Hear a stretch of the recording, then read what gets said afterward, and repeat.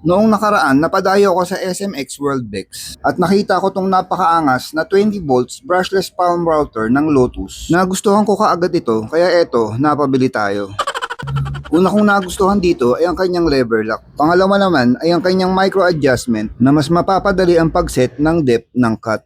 May safety features din ito na hindi mo basta mai-on ng unit kahit pindutin mo pa ang start button. Dapat i-press mo muna ang lock button, tsaka mo pindutin ang start button. At suwabe rin ang startup nito. Walang kapitik-pitik at halos walang vibration.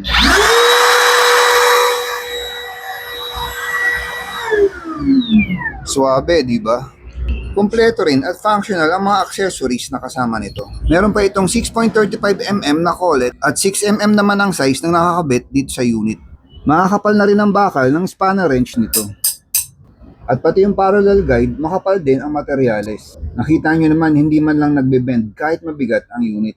May dashboard extraction na rin ito nakasama, na very efficient gamitin once na nakakabit sa vacuum.